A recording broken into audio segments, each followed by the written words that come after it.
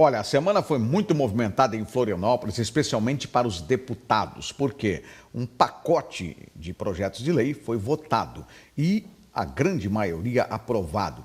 Foi bastante intenso, sessões que tiveram a duração fora do que normalmente acontece lá na LESC. Para trazer as informações, considerações sobre essas sessões, e ele que também é autor de um projeto de lei que foi aprovado, esse projeto de lei inclusive é muito importante, né? Está aqui conosco na tela da TVC o deputado estadual Alex Brasil, já vai aparecer aqui para conversar conosco e falar sobre o projeto de lei de autoria dele, que estabelece agora um cadastro de moradores em situação de rua. Deputado Alex, boa tarde. Boa tarde, meu amigo Saul. Boa tarde, nossos ouvintes e seguidores da TVC Panorama.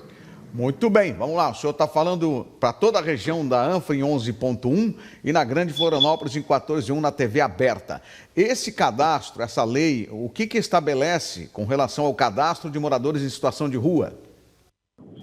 Bom, a ideia do projeto que a gente propôs no início desse ano e agora encontrou também força no projeto do próprio governador, que fez um projeto muito semelhante ao nosso e por isso houve essa juntada dos dois projetos, é que para que a gente possa realmente enfrentar com mais critério, melhor informação, a gente precisa fazer um raio-x desse levantamento dos moradores de rua em Santa Catarina. Esse não era um problema de Santa Catarina até pouco tempo atrás, nós tínhamos, claro, alguns moradores, mas não da quantidade que temos hoje. Então, acho que para a gente poder saber quem são, da onde são, por que foram parar nessa situação de rua, e aí, indo mais a fundo ainda, quais são os problemas que levaram ele a estar nessa situação, se é dependente químico, se tem ficha criminal, se a princípio está lá porque não conseguiu uma qualificação, não conseguiu uma oportunidade de emprego.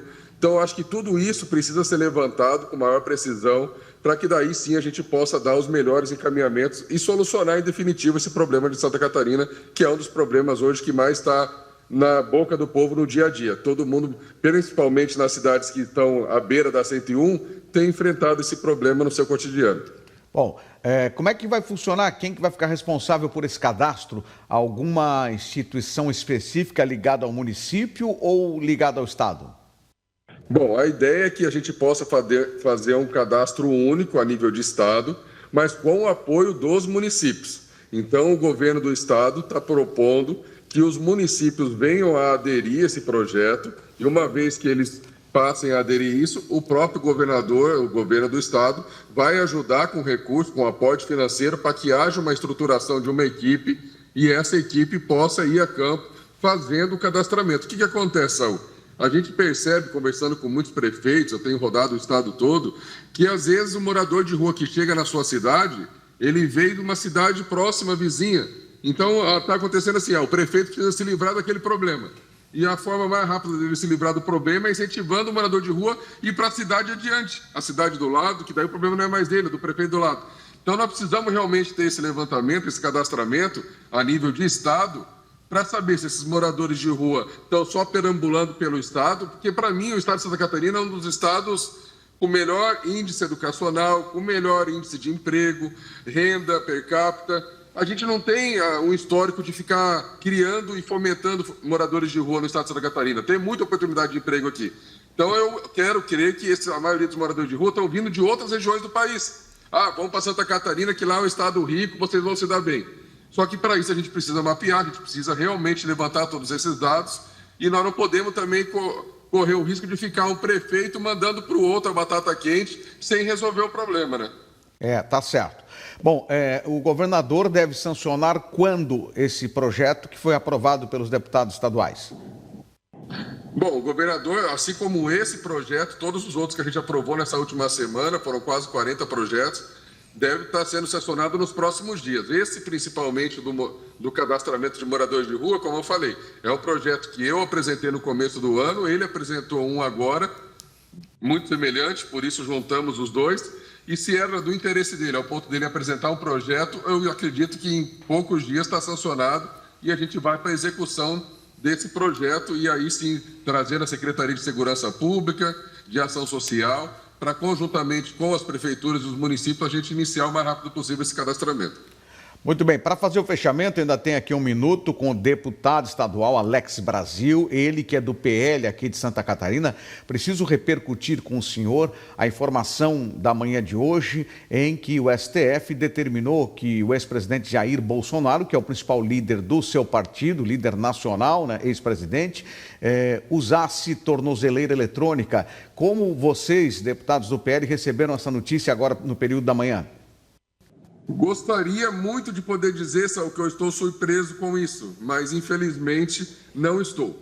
A gente há muitos anos vem caminhando para perdas de liberdades, inclusive de expressão. Eu tive todas as minhas redes sociais censuradas pelo esse mesmo ministro há 2 anos atrás, logo após o fim das eleições, tive que recomeçar do zero minhas redes sociais e a gente foi percebendo que minaram no início os principais influenciadores, as principais lideranças que eram, vamos dizer assim, correlatos e apoiadores do presidente Bolsonaro, ao ponto de agora chegar nele próprio. O que fizeram com ele a partir de hoje é uma prisão domiciliar. Colocaram a tornozeleira dele, ele estava com programação de vir a Santa Catarina, teve que adiar por conta de um problema dele de saúde, já voltaria agora no mês de agosto e não pode mais. Está com restrição de horário, não pode mais. Temos um problema de conexão com o deputado Alex Brasil, infelizmente não deu para continuar ouvindo a sua resposta, mas assim que ele responder a gente traz ao ar para que vocês possam saber exatamente o pensamento que está ocorrendo entre deputados do PL aqui no estado em virtude da questão da tornozeleira eletrônica determinada pelo STF para a utilização do ex-presidente Jair Bolsonaro. Agora, neste exato momento, a gente vai acompanhar uma matéria especial para você conhecer um pouco da história de 61 anos de Balneário Camboriú, que no próximo dia 20 completa aniversário.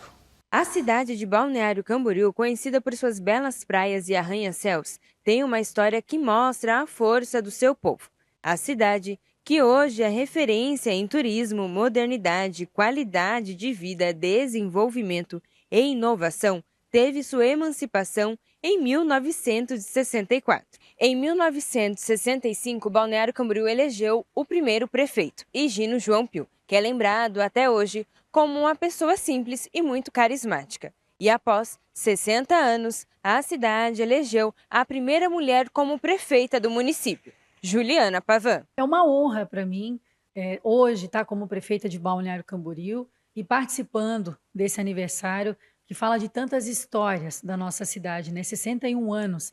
E eu até estava mencionando que Balneário Camboriú é sinônimo de desenvolvimento e progresso, né? Com esse crescimento pujante que nós temos na nossa cidade e sem esquecer da sua essência. Balneário Camboriú é isso, valoriza as suas raízes, a sua cultura, a sua tradição, mas também impulsiona cada vez mais para a modernidade, para a inovação. E o nosso trabalho ele vem ao encontro disso, de valorizar o nosso passado, mas também de planejar e cuidar para que possamos ter um futuro brilhante pela frente. Balneário Camboriú experimentou um rápido crescimento impulsionado pelo turismo e pela construção civil.